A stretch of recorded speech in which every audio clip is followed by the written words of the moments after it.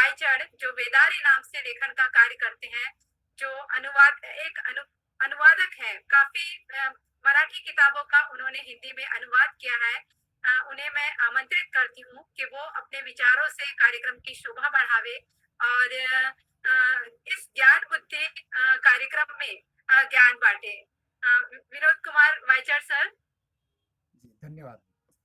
मेरी आवाज सुनाई दे रही है? जी मेरी आवाज हाँ सुनाई दे सर, आ रही है रही है सभी आपकी को? आवाज। आ रही है सर आवाज। ठीक है। हाँ, आ रही है सर। मैं अपने वक्तव्य को आरंभ करने से पूर्व एक शेर कहना चाहूंगा।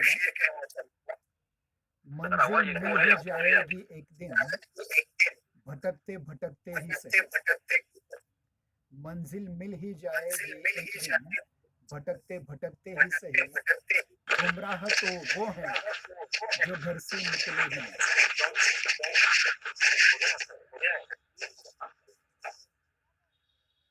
महाराष्ट्र राज्य कनिष्ठ महाविद्यालय हिंदी अध्यापक संघ की ओर से मैडम आवाज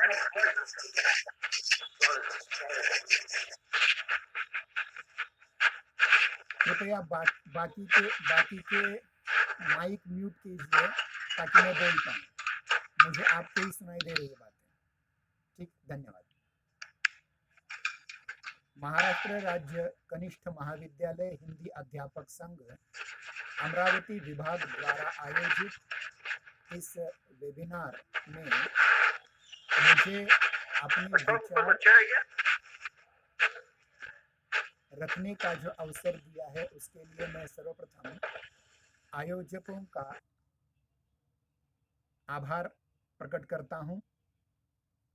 विषय है हिंदी में रोजगार की संभावनाएं और मुझे विशेष बात यह कही गई कि मैं अनुवाद पर कुछ आपसे संवाद करूं। हालांकि जितने भी वक्ताओं ने अब तक बातें की हैं उन्होंने कहीं ना कहीं अनुवाद विषय को स्पर्श किया हुआ है, चाहे वो डॉक्टर सुरेश केशवानी जी हों, मेरे गुरुदेव डॉक्टर अशोक मरडे जी हों, या डॉक्टर शैलेंद्र दुबे जी हों जिन्होंने पत्रकारिता पर कुछ आपसे गुफ्तगू की थी। मैं सीधे अनुवाद इस विषय पर आना चाहता हूं। मुझे पता नहीं कि दिए गए समय में इस बृहत्तर विषय का सूतोवाच भी हो पाएगा या नहीं।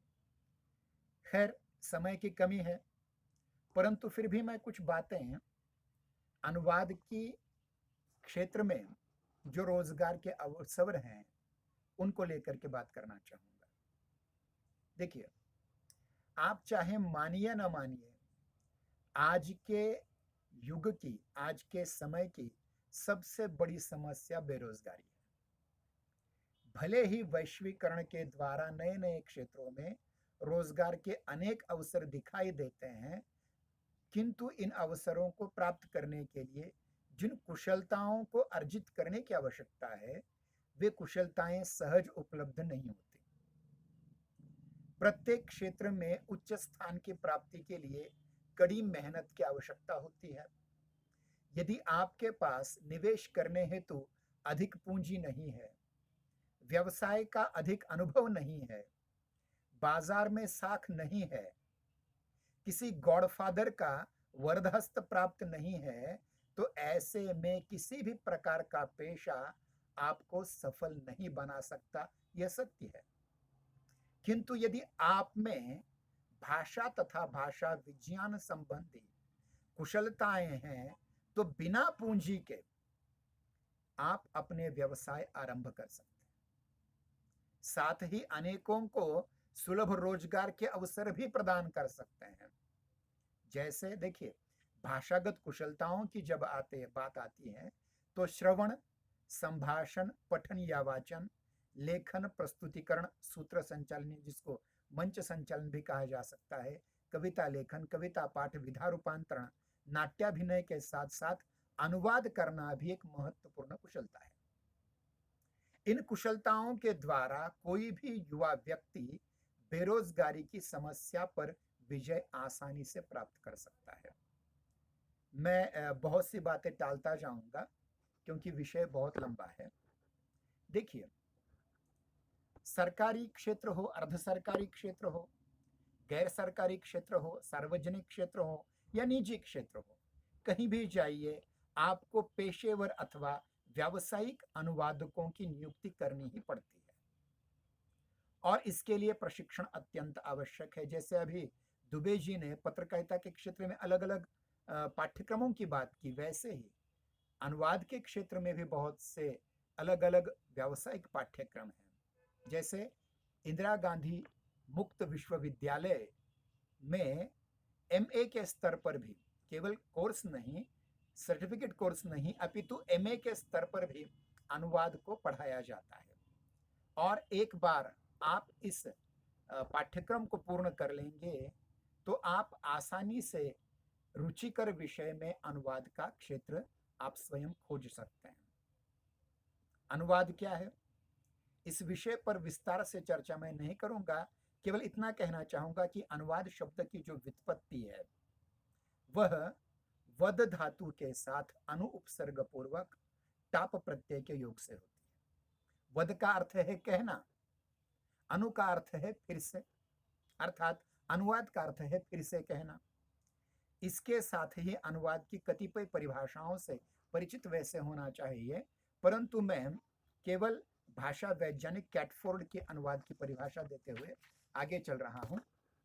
एक भाषा की पाठ्य सामग्री को दूसरी भाषा की समानार्थक पाठ्य सामग्री से प्रतिस्थापित करना अनुवाद है। केवल मैंने एक परिभाषा दी, वैसे अनेक परिभाषाएं दी जा सकती हैं। अब मैं उस विषय की ओर आ रहा हूं। ध्यान दीजिए, आज का जो युग है वो भूमंडीकरण भी कहा जा सकता है, निजीकरण और उदारीकरण का युग है। इस युग में सारी दुनिया एक बन चुकी है। जैसे मार्शल मैकलुहान ने विश्वग्राम या ग्लोबल विलेज की संज्ञा दी है। आज का समय गतिशील और परिवर्तनशील है। समय की इस विशेषता को ध्यान देते हुए व्यक्तिगत, राजनैतिक, सामाजिक, धार्मिक, आर्थिक, सांस्कृतिक, राष्ट्रीय तथा अंतर्राष्ट्रीय क्षेत्र पर होना स्वाभाविक होता है। और ये परिवर्तनशील जो परिवेश है उसमें छात्रों के सफलतम भवितव्य की ओर जिसे आकर्षित करना अत्यंत आवश्यक है, ये दृष्टिपात करना अत्यंत आवश्यक है। और अनुवाद वह सफलतम सीढ़ी है जिसके माध्यम से हम, हमारे छात्र, आने वाली पीढ़ी एक अच्छा रोजगार प्राप्त कर सकते हैं। अनुवाद वर्तमान युग का सर्वाधिक महत्वपूर्ण मुद्दा है। आज दुनिया भर में शायद ही ऐसा कोई क्षेत्र हो जिसमें अनुवाद नहीं होता, यानी अनुवाद की आवश्यकता हर क्षेत्र में है। अर्थात समाज के गतिमान विकास में अनुवाद की भूमिका अत्यंत महत्वपूर्ण है। अब देखिए, अनुवाद के क्षेत्र में कौन कौन से रोजगार किस किस क्षेत्र में प्राप्त हो सकते हैं। आप स्थानीय दर्शनीय स्थानों के मार्गदर्शक गाइड के रूप में अनुवाद का सहारा ले सकते हैं। फिल्मों और टेलीविजन का बहुत बड़ा क्षेत्र आपके सम्मुख उपलब्ध है। पत्रकारिता और जनसंचार माध्यमों में भी अनुवाद का बहुत बड़ा क्षेत्र उपलब्ध है। दुभाषीय के रूप में, जैसा अभी अभी शायद शुरुआत में एक मैडम ने कही थी बात, मोदी जी अमेरिका में गए, वो उसकी बात, दुभाषीय के रूप में भी आप अनुवाद के क्षेत्र में कार्य कर सकते हैं। प्रशासकीय कामकाज में भी आप एक अच्छे अनुवादक के रूप में सामने आ सकते हैं। तकनीकी जानकारी के क्षेत्र में भी आप अनुवादक के रूप में, एक सफल अनुवादक के रूप में सामने आ सकते हैं। बहुराष्ट्रीय कंपनियों में भी अनुवादकों की बहुत आवश्यकता होती है, उस क्षेत्र में भी आप आ सकते हैं। राजभाषा अधिकारी के रूप में भी आप आ सकते हैं, खास करके जहां एक कृत्रिम राजभाषा अंग्रेजी हमारी बनी हुई है अभी तक, उसको प्रतिस्थापित करने के लिए आप हिंदी के अनुवाद क्षेत्र में राजभाषा अधिकारी के रूप में आ सकते हैं। राष्ट्रीयकृत बैंकों में भी अनुवादकों के पद उपलब्ध होते हैं। साहित्यिक रचनाओं का अनुवाद का क्षेत्र, जिसमें मैंने लगभग 8 पुस्तकों का अनुवाद किया है, तो इस क्षेत्र में भी बहुत बड़ी संभावना है। न्याय और विधि के क्षेत्र में भी आज देखते हैं कि सबसे ज्यादा अंग्रेजी के प्रभाव का क्षेत्र अगर कोई है तो विधि और न्याय का क्षेत्र है, न्यायालयों का क्षेत्र है। उसमें भी धाराओं का, कायदों का, विधियों का अनुवाद बहुत महत्वपूर्ण स्थान रखता है। वैज्ञानिक और तकनीकी क्षेत्र में भी बहुत संभावनाएं हैं। अब जो नई शिक्षा नीति आई है, उस शिक्षा नीति के अंतर्गत ये कहा गया है कि भारत में जितने भी विषय सिखाए जाते हैं, वो सारे के सारे विषय हमारी मातृभाषा या हिंदी के माध्यम से सिखाए जा सकते हैं। और जो ज़कीरा अंग्रेजी भाषा में ज्ञान विज्ञान के क्षेत्र में है, उसका तकनीकी क्षेत्र में जो ज्ञान विज्ञान का ज़कीरा है, उसका अनुवाद हिंदी में करना बहुत ज़रूरी है। आशु अनुवादक के रूप में भी आप अपना काम कर सकते हैं। और इतना ही नहीं, मैं ये कहता हूँ कि शैक्षिक क्षेत्र में, अध्यापन के क्षेत्र में भी एक बहुत बड़ा अनुवादक का क्षेत्र आपके लिए खुला हुआ है। और इसके लिए यदि 11वीं 12वीं के जो छात्र जिनके लिए कार्यक्रम हो रहा है, वे ध्यानपूर्वक प्रयास करें कि अनुवाद, देखिए अनुवादक के लिए सबसे बड़ी शर्त होती है कम से कम 2 भाषाओं का आधिकारिक ज्ञान हो। और ध्यान रखिए, अनुवाद करना कोई आसान काम नहीं है, उसके लिए तपश्चर्या, तपस्या की बहुत आवश्यकता है, परिश्रम की आवश्यकता है उस कौशल को अर्जित करने के लिए।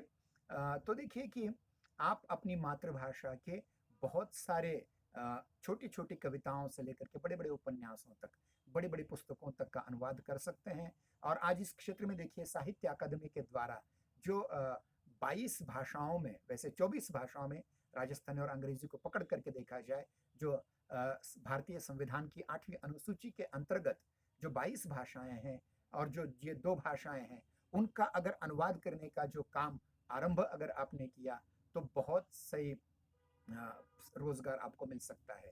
मैं यहाँ तक कहना चाहता हूँ कि व्यावसायिक तौर पर अनुवाद करने वाले जितने भी लोग हैं, वो पृष्ठों पर नहीं, शब्दों पर अनुवाद के लिए पैसे लेते हैं। उनके लिए रोजगार उन्हें प्राप्त हो सकता है। कहने के लिए बहुत कुछ कहा जा सकता है, लेकिन समय की कमी के कारण मैं केवल इतना ही कहना चाहूँगा कि अगर आप जी, कुछ कहना चाहता है कोई? ठीक है, कोई बात नहीं। तो देखिए कि ये अनुवाद का इतना बड़ा, लगभग 14 क्षेत्रों में आप एक अच्छे अनुवादक के रूप में सामने आ सकते हैं। अपने उज्जवल भवितव्य को लेकर के आगे जा सकते हैं। इसलिए जो 11वीं 12वीं के छात्र ये सुन रहे हैं, उनसे मेरा विनम्र अनुरोध है कि आप भले ही आप इस विषय की, अनुवाद की कोई बड़ी डिग्री भी हासिल नहीं कर पाए, तो आप अपनी रुचि के अनुसार छोटी-छोटी कविताओं का, छोटे-छोटे वाक्यों का अगर अनुवाद करने का आप अभ्यास डालेंगे, तो बहुत कठिन नहीं है कि आप मराठी जैसी हमारी मातृभाषा में से हिंदी में एक अच्छा अनुवाद कर पाएंगे। शायद समय की कमी के कारण मैं यहाँ रुकने की कोशिश कर रहा हूँ। ठीक है, इसके बाद अगर कोई केवल एक ही विषय पर इस प्रकार की अगर कोई वेब गोष्ठी रखी जा सकती है, तो उसमें उदाहरणों के साथ इस बात को हम समझाने की कोशिश करेंगे।